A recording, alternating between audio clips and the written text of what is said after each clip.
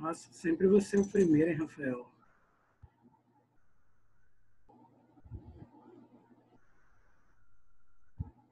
Bom dia.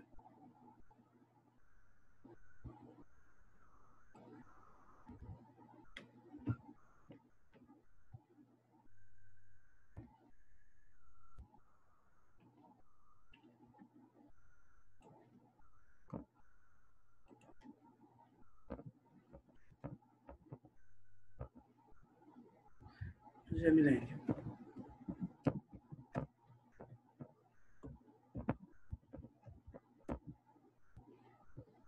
Bom dia, Breno.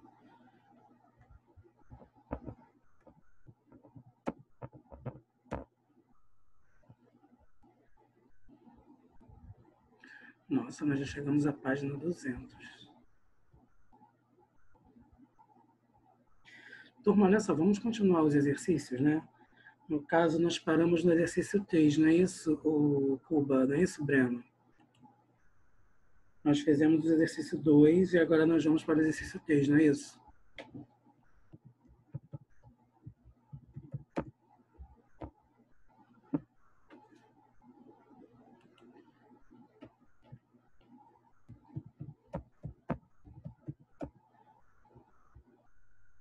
Meu Deus, eu nunca consigo digitar isso.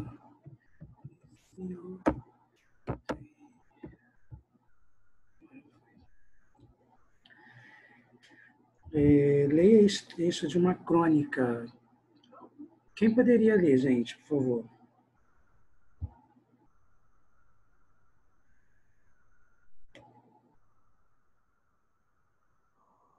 Bom dia, Rafael.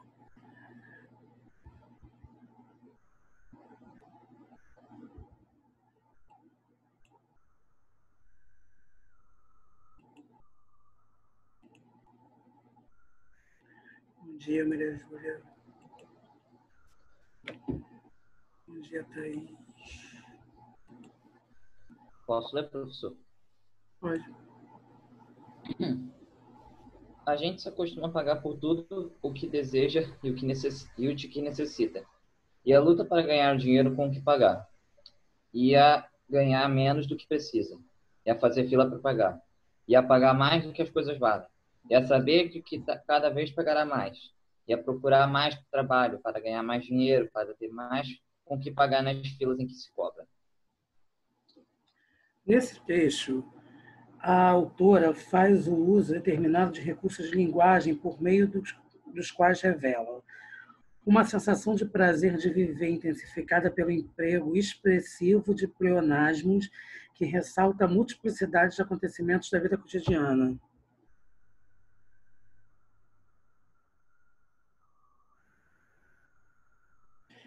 O prazer de participar de uma sociedade consumista expressa por meio de hipérboles que realçam os exageros das atitudes cotidianas. Uma atitude de desesperança e descrença em relação à sociedade, expressa pelas referências irônicas às atitudes cotidianas. Uma sensação de pressa e angústia, intensificada pelo emprego expressivo de um polissíndeto que enfatiza a circularidade sem fim das ações cotidianas.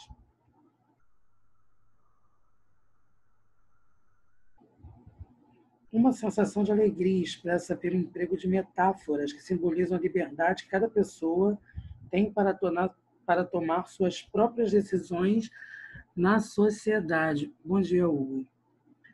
Gente, se encontraram aqui? Pleonasmo. Está dizendo que ressalta a multiplicidade de acontecimentos da vida cotidiana. Tem pleonasmo aqui.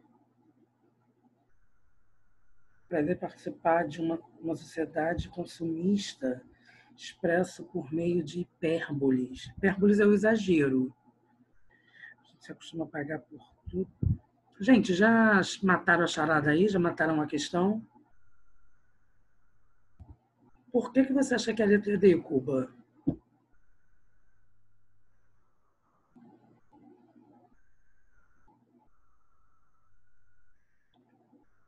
Rafael, Cuba, por que você acha que a letra é D, filho? Porque tá, o policíndia tá quando você repete, acho que conjunção várias Isso aí, no vezes. caso, Aí a fica repetido conjunção com e, várias vezes. a conjunção Uhum. e a conjunção nem, né, Cuba? Então, no caso aqui, Ah, sim, isso. eu tenho a conjunção e, que é o síndeto. E a lutar, e a ganhar, e a fazer, e a pagar, e a saber, e a procurar, e. Então, no caso, certamente, Rafael Cuba é a letra D. Isso aí, Rafael.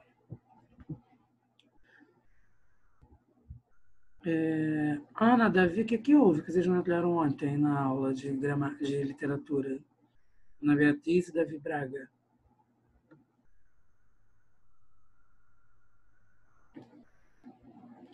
Leia este poema.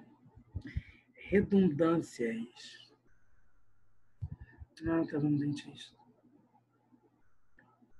Entendi. Turma, quem poderia declamar para mim esse poema aqui, Redundâncias? Eu posso? Pode, Breno. Redundâncias. Ter medo da morte é coisa dos vivos. O morto está livre de tudo o que é vida. Ter apego ao mundo é coisa dos vivos. Para o morto não há. Não houve raios, rios e risos. Ninguém vive a morte. Quer morto, quer vivo. Mera noção que existe. Só enquanto existe. No caso aqui, o Breno, é ter apego, tá? Não é apego, não, é apego. Ah, perdão. Entendi, Davi. Na composição desse poema, Ferreira Goulart faz uso da função referencial da linguagem para expor seus conceitos a respeito da morte.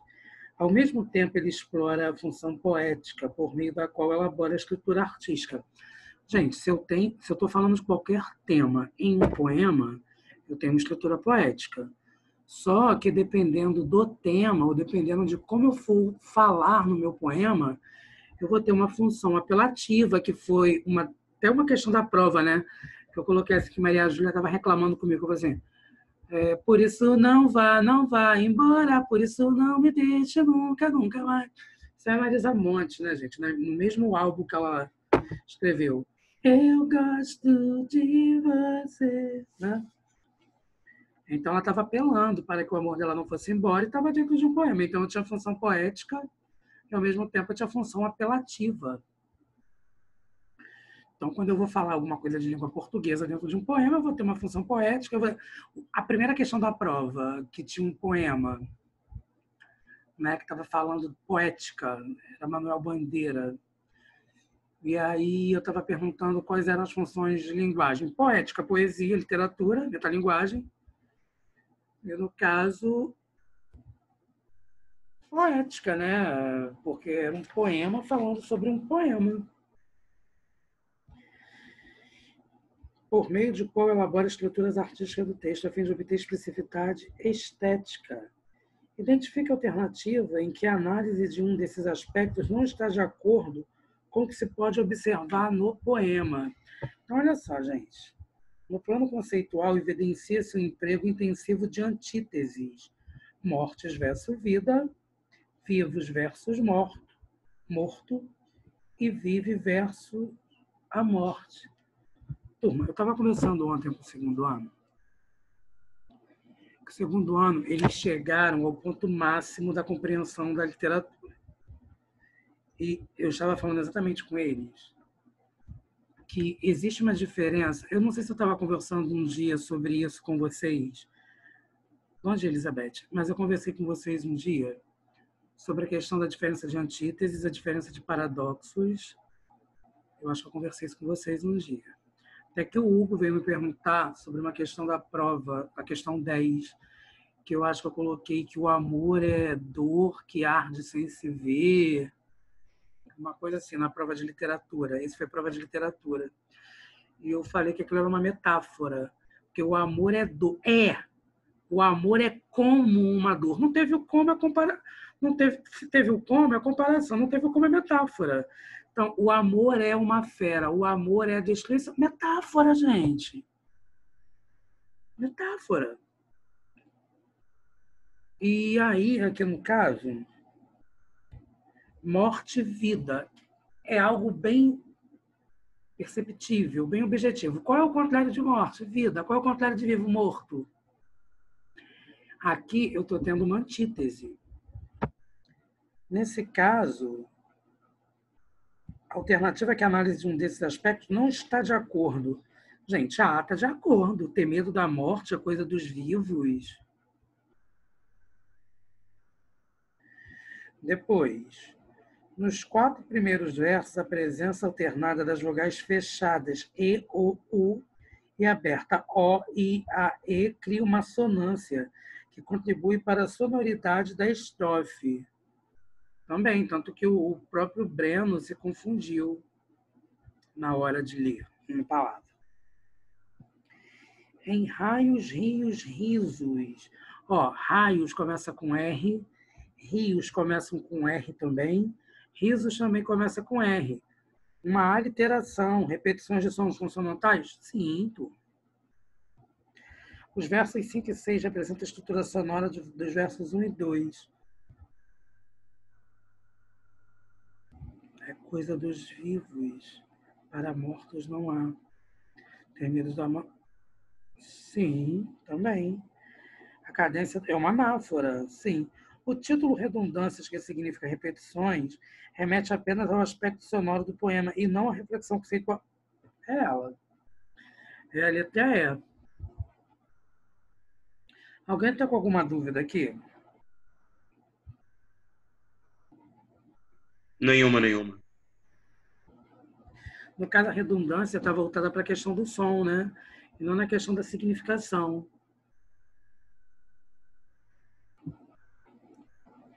Turma, vamos fazer o exercício da página 201. Ah, gente, olha só, é claro que vocês sabem que eu conheço os meus alunos muito bem, né? Então, eu queria falar para vocês uma coisa, que eu sei os meus alunos que prestam atenção e são capazes de tirar determinadas notas. Eu não sou idiota, tá? Primeiro ano. Aluno meu que não tem noção que eu estou falando de tirar 100. Por favor, né? Então, já estou falando para vocês que nas minhas próximas provas vocês vão ter uma surpresa. Que eu vou mudar totalmente eu vou mudar tudo, a prova toda. Vocês podem ter certeza disso, tá? Então, eu estou falando... Não, Rafael, eu estou falando porque, assim, eu sei os meus alunos que são capazes de tirar 100. Agora, tem aluno meu que não quer nada agora do Brasil tirando 100, gente. Que isso? Em gramática? Em literatura? Para, né? Para que tá feio. Tá feio, né? Para que tá feio. Ontem eu estava vendo as notas de vocês. O que é isso, gente? Eu vi as notas de vocês em gramática, na minha matéria, literatura, que é a minha matéria em redação. Né? Porque redação e gramática é um bloco, então a gente tem acesso. Como assim, gente? Elizabeth, estou falando uma parte da turma, não estou falando a turma toda.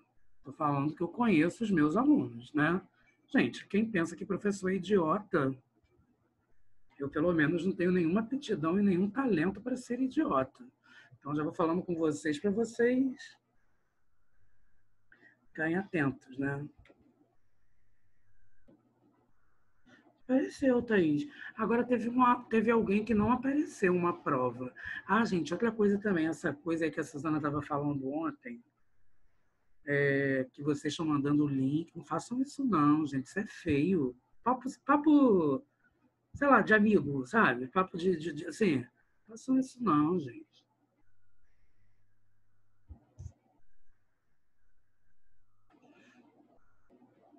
Ok, Rafael. Não, Breno, eu sei. O que eu estou querendo, só que vocês entendam, é assim. Tem gente que acha que é esperta, mas professor não é burro. O professor conhece o aluno na aula, o professor conhece o aluno que participa, né? Ainda mais essa turma que eu já dei aula, não é agora que eu estou dando aula para essa turma. Então, o que eu estou querendo dizer para vocês é isso, que eu não sou idiota, né? Só isso. Eu estava checando as notas de alguns alunos ontem. Então, eu precisava falar isso para vocês. Tem aluno meu, gente, que sem gramática, sem literatura... Como assim, gente? Nunca. Eu quero que vocês entendam isso, que eu não sou idiota. Só isso. Que vocês já entenderam que eu sei que alguma coisa está acontecendo. Só isso que eu quero que vocês entendam.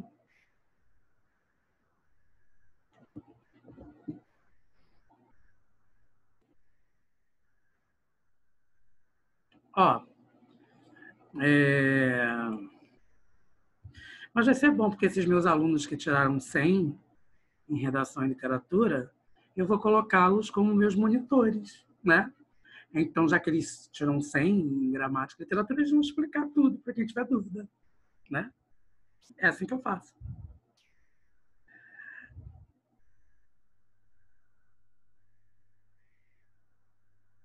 Não, isso não quer dizer que, por ser professor, está acima do bem e do mal, né, Jean? Eu estou querendo dizer para vocês que eu raciocino e que eu conheço o meu público de alunos, né? Eu nem sei mais onde que eu estou aqui.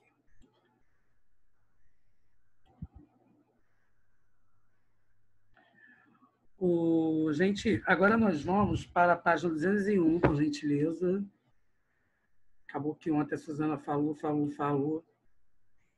A minha aula acabou. Eu não finalizei literatura. Agora nós estamos na página 201. Mas vocês, gente, vocês estão ficando de uma forma que está ficando feio. Vocês não eram assim ano passado. Aí está acontecendo alguma coisa que eu não sei, porque o segundo e o terceiro ano não agem dessa forma, assim. Pode até ter esse esquema aí maluco de coisa, mas eu não sei o que está acontecendo com alguns alunos dessa turma. Que era de um jeito no passado, de repente sempre foi assim e a máscara caiu esse ano, né? Olha só, turma, leia os versos abaixo, depois leia e analise o cartoon. A suntuosa Brasília, a esquálida Ceilândia contemplam-se. Qual delas falará primeiro? Quem tem a dizer ou a esconder uma em face da outra? Ano novo. Vou cear em Paris, vou cear em Londres, vou cear no Japão. Nós, no lixão. Você identifica o ponto em comum entre os versos e o cartoon? Nos versos de Drummond, o adjetivo suntuosa, luxuosa, rica caracteriza Brasília. Em contraposição, esquálida, pobre, desarrumada, caracteriza Ceilândia, cidade satélite da capital. O poeta denuncia por meio dessa antítese o enorme contraste econômico e social entre as duas cidades vizinhas. Brasília e Ceilândia pode simbolizar no contexto dos versos dois Brasis distintos, um muito rico e outro pobre, em que as pessoas lutam cotidianamente para superar as dificuldades da vida. No cartoon, a desigualdade social e econômica brasileira se explicita por meio de duas figuras de linguagem, uma antítese e uma ironia. A antítese combina imagens, observa as diferenças nas roupas dos personagens, em linguagem verbal. Paris, Londres e Japão, lugares em que tudo é caríssimo, contrapõe-se a lixão. A ironia se revela ao acontecimento que a família pretende comemorar, o Ano Novo. Tradicionalmente, essa data é vista como um momento de mudança, de novos planos para o futuro. No entanto, as dificuldades econômicas e a falta de perspectivas para a solução dos problemas sociais farão com que, para muitos, o Ano Novo seja, ironicamente, apenas mais um ano velho. Assim, tanto os versos como o cartoon criticam uma situação que costuma ser chamada, metaforicamente, de abismo social. Enquanto uma pequena e privilegiada parcela da sociedade vive no luxo e pode se dar a caros caprichos consumistas, comemorar o Ano Novo no exterior, por exemplo, uma grande parte dos brasileiros vive em condições de extrema dificuldade, muitos deles até mesmo buscando no lixo os recursos para a sua sobrevivência. Turma, eu ouvi um dia desses... Não, Cuba. Um dia desses eu ouvi uma frase, gente, que eu achei assim, uma requinte de crueldade. Uma empregada doméstica ela mora em algum, não sei, em algum bairro distante da Barra da Tijuca. E aí ela estava justificando para a patroa o atraso dela. Estava justificando por que ela estava chegando atrasada. Sim, tá aí, sempre. Vinícius de Moraes. A todo meu amor serei atento. E aí, gente, ela foi explicar por que ela estava chegando atrasada. Aí a patroa dela, de uma forma irônica, eu achei bastante cruel, falou assim: eu não entendo por que você está atrasada.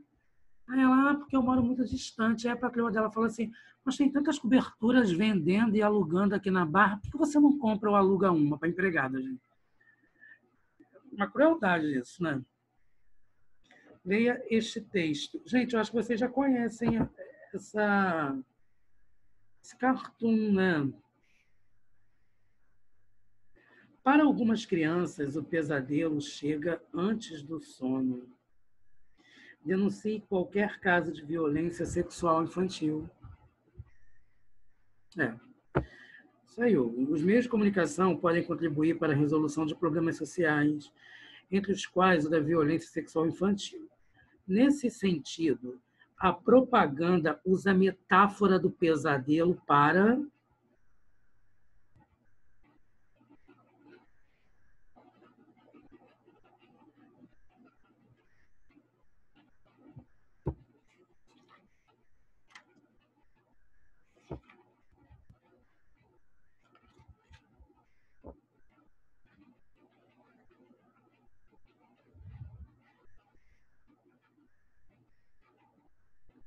dar a devida dimensão do que é o abuso sexual para uma criança, enfatizando a importância da denúncia. Gente, é importante denunciar, né? Uma criança passando por uma violência sexual, é importante denunciar, né?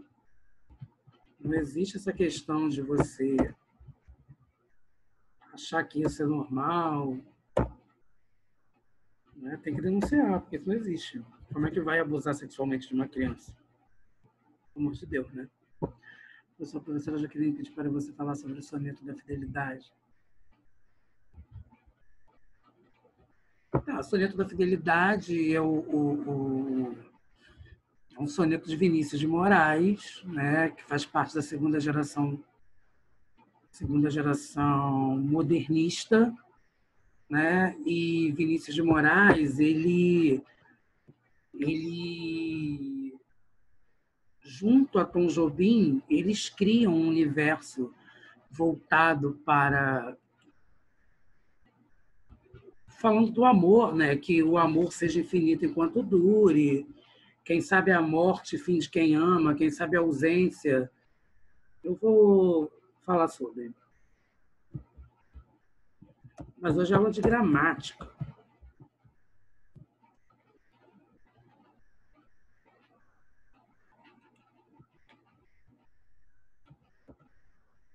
Mas tudo bem, né?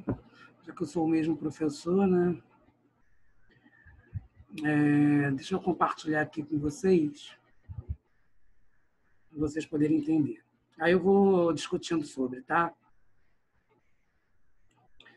Vamos aí, compartilhar.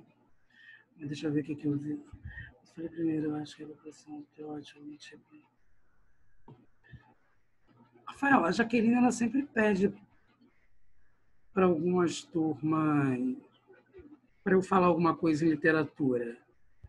Né? No segundo ano eu estava falando sobre romantismo e acabou que entrou no que ela queria. Vou colocar aqui para vocês darem uma olhadinha, turma. Estão conseguindo enxergar aí?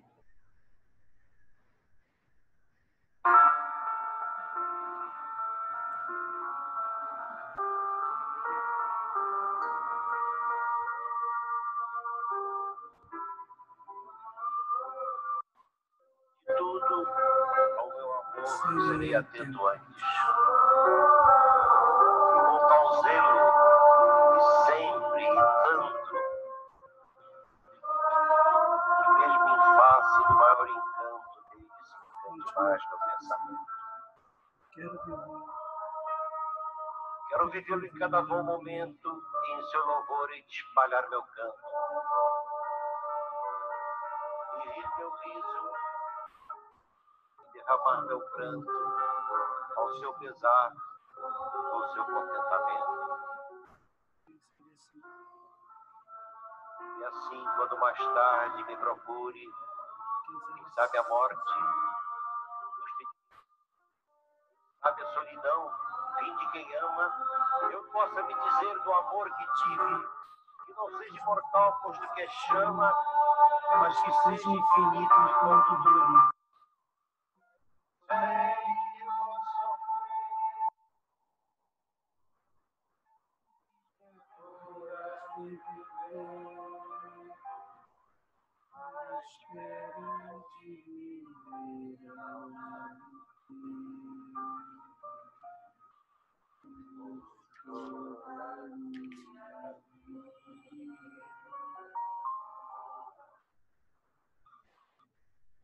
Turma,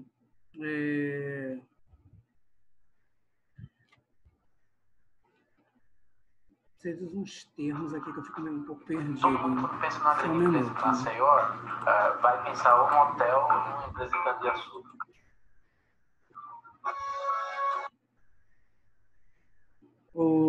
Gente, o Soneto da Fidelidade, Vinícius de Moraes, ele é um poeta, ele é o poeta mais popular do Brasil. Ele é chamado de poetinha, e ele é um poeta que ele consegue transitar entre... Lembra que eu falei para vocês que a literatura ela tem algumas funções, que é denúncia social, entretenimento e investigação psicológica? O Vinícius de Moraes ele consegue transitar em todas as esferas. Existe um Vinícius de Moraes que escreve para um público infantil, como tem um Vinícius de Moraes que escreve para uma mulher que está com sobrepeso, que está acima do peso, e que acha que não é capaz de sedutor ou seduzir.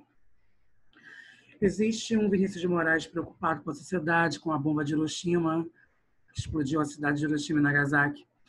E existe um Vinícius de Moraes preocupado com o amor. Então, Vinícius de Moraes ele fala, mas que seja, posto que é chama, mas que seja infinito enquanto dure. Ou seja, o amor existe uma chama que você vai viver apaixonado por alguém, você vai amar alguém, certo, Thaís? Só que você só vai...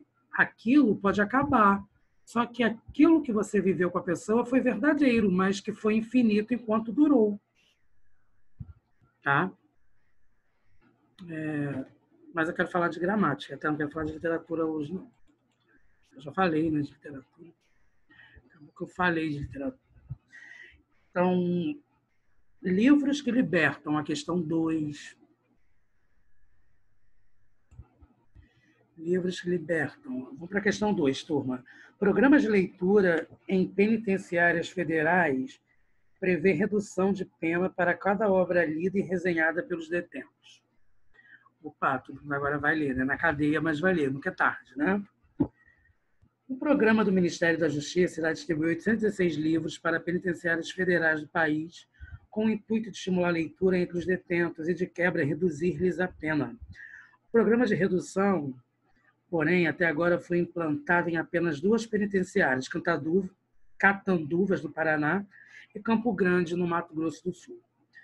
Presos considerados de alta periculosidade, como Fernandinho Beiramar, condenado a 120 anos, poderão ler obras como O Pequeno Príncipe, de Saint-Exupéry, a trilogia de Crepúsculo, de Stephanie Meyer, de Malas Prontas, como O Pequeno Príncipe, de Saint-Exupéry, de Danusa Leão, além do sugestivo 1001 Filmes para Ver Antes de Morrer, de Steven D. Snyder.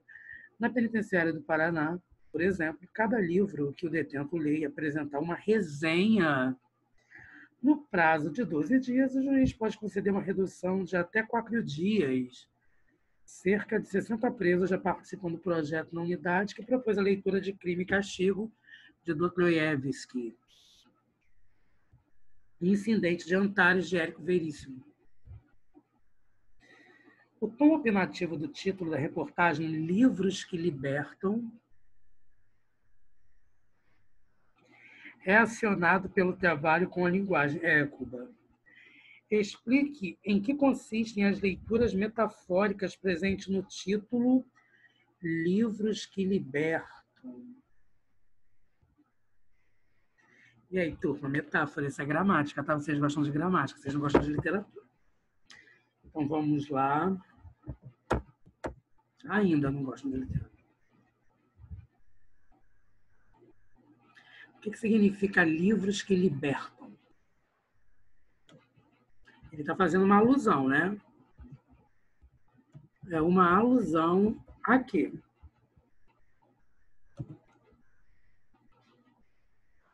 É uma alusão à diminuição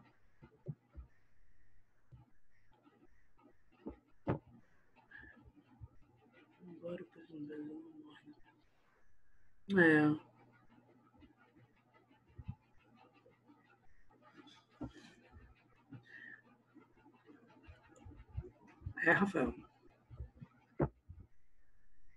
É uma alusão à diminuição da pena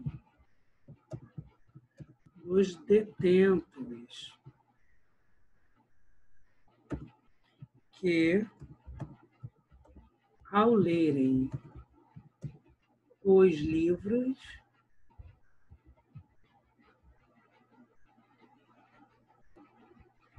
terão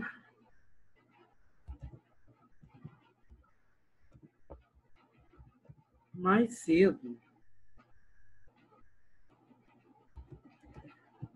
o acesso à liberdade.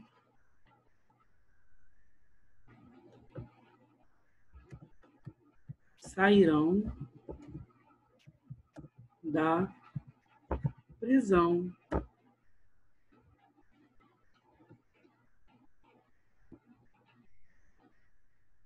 Leia este título de notícia e responda aos itens de A a C da próxima página.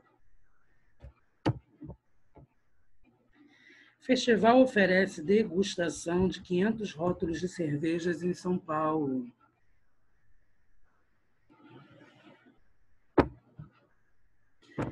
Degustação é o ato de degustar. O que significa degustar alguma coisa?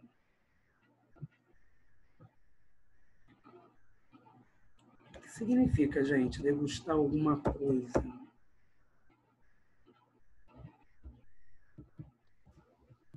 Eu acho que degustar é provar. Isso aí, provar com calma, né? Experimentar. Saborear, né, Rafael? Sim, sim. Deliciar-se.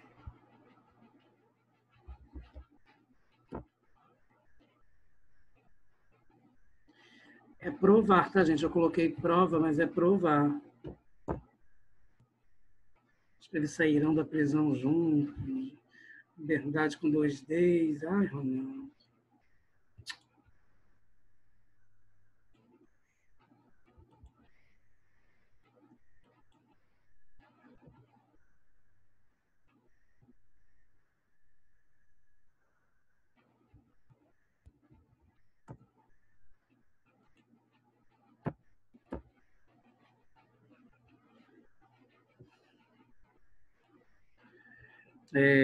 Vamos para 3B, né?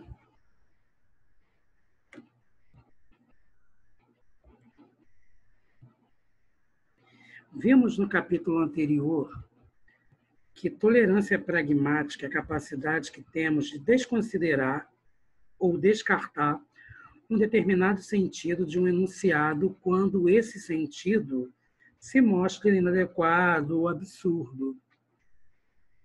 Se não fizermos uso dessa habilidade linguística, que sentido absurdo e engraçado pode ser atribuído ao título da notícia?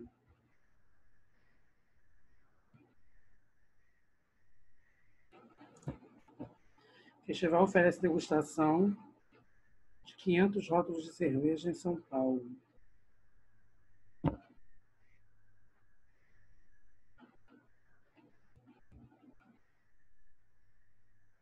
Que, no caso, as pessoas que irão ao festival, né, gente, vão ter oportunidade de quê?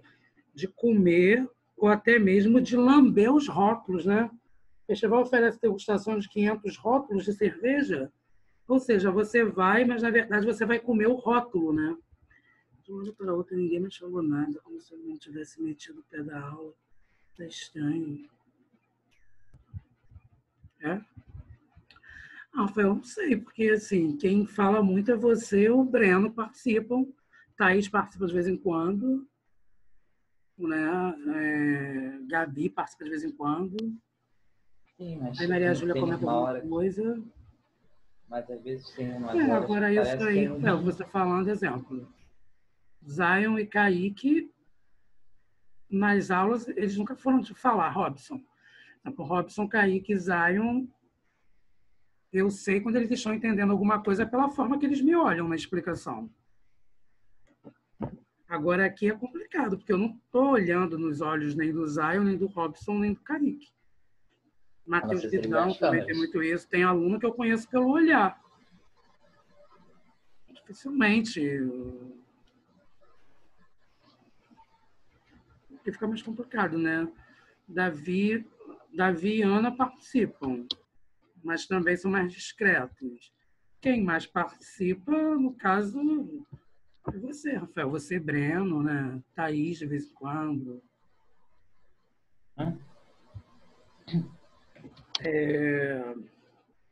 Então, vamos lá.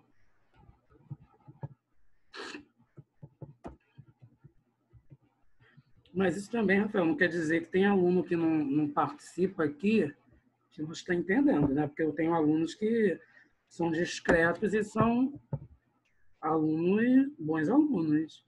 Natália Larúbia não abre a boca, você vê, acho que é uma morta, né? Mas ela está sempre antenada em tudo que eu estou falando.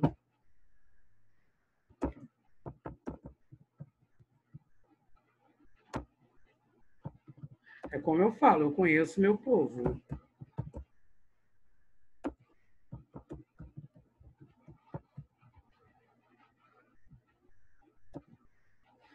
Também nessa aula, Rafael, é mais complexa, né? Quem é tímido vai ficar mais tímido, né? Porque você vai se expor assim, isso depois vai ficar gravado ainda, né?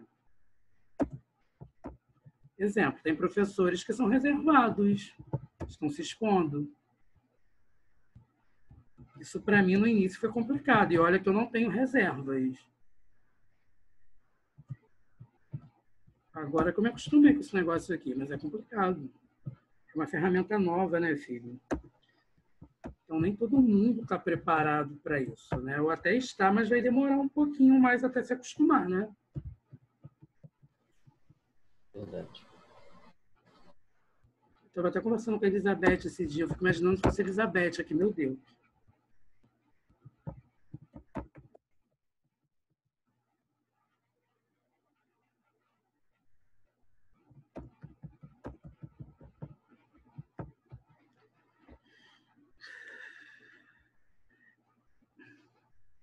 Ó, gente, pode-se imaginar, né, que as pessoas que forem ao festival vão ter a oportunidade de comer ou lamber os rótulos, os pedaços de papel impresso das cervejas.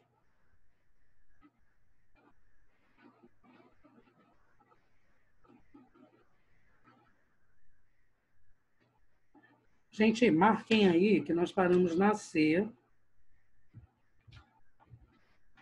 Por favor.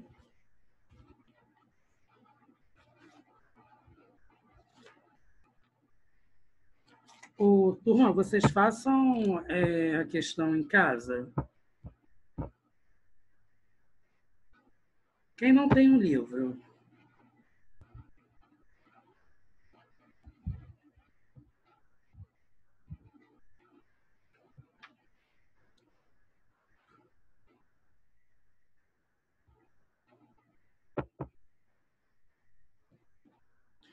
Bem, turma, é isso, tá? Qualquer coisa, me chamem no privado. Eu acho que essa semana eu não dou mais aula para vocês. Amanhã é feriado, né? Eu já não dou amanhã. Sexta não estou com vocês, eu sou da unidade de Jabu de manhã. Então, fiquem bem, tá? Qualquer coisa, me chamem aí no privado. Bom resto de aula aí para vocês, tá? Beijo grande.